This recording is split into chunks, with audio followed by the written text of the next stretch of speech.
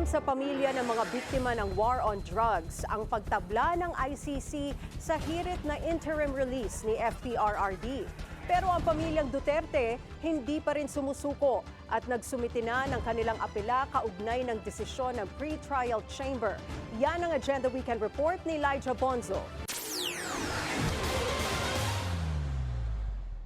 Kampo ni dating Pangulo Rodrigo Duterte matapos i-reject ng International Criminal Court o ICC ang hiling niyang interim release. Sa isang 23-page document na ito, ipinaliwanag kung bakit kailangan pa ring manatili ni Duterte sa ICC detention. Una, ang ongoing narrative ng Duterte camp na kidnapping at hindi legitimate arrest ang ginawa sa dating Pangulo nang ipadala siya sa dahig noong Marso. Ikalawa ay ang ilang public pronouncements ng mga anak ng dating Pangulo na nagpapahiwatig umanong itakas ang kanilang ama mula sa kustodiya ng korte. Dagdag pa riyan ang mga umano'y attempt ng pamilyang Duterte na i-delegitimize ang court proceedings at pagsasabing peke ang ilang mga testigo sa kaso. Bagaman sinisiguro raw ng kampo ni Duterte na magiging compliant si FPRRD, duda ang ICC dahil mismong sa anak nito nang gagaling na gusto nitong ibalik sa Davao City ang kanyang ama oras na mabigyan ng interim release.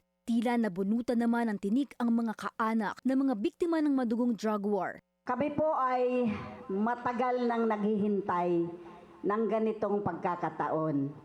Noong nabalitaan namin na ito nga, hindi pinayagan ang interim release ni Duterte. Siyempre po, nakakatuwa. Ayon kay ICC Assistant Counsel Attorney Cristina Conti, isang issue lamang ang pansamantalang paglaya ng dating Pangulo, lalo na't nakabinbing usapin pa rin ng umano'y fitness ni FPRRD na humarap sa paglilitis. Kaya soon enough, sana ay mapagpasyahan ito para matuloy ang hearing ni Duterte. Kung matuloy man ang hearing at medyo may problema or issue sa kalagayan niya, sabi ng korte, pwede rin naman po tayong gumawa ng kondisyones para maka-attend siya ng hearing ng mas maalwan sa pakiramdam. Paninigurado ng ICC na bibigyan ng kaukulang medical intervention si Duterte sa loob ng detention facility. At patuloy rin ang pagkakaroon ng access ng kanyang pamilyang nais bumisita. Para sa Agenda Weekend, Elijah Bonzo, Billionaire News Channel.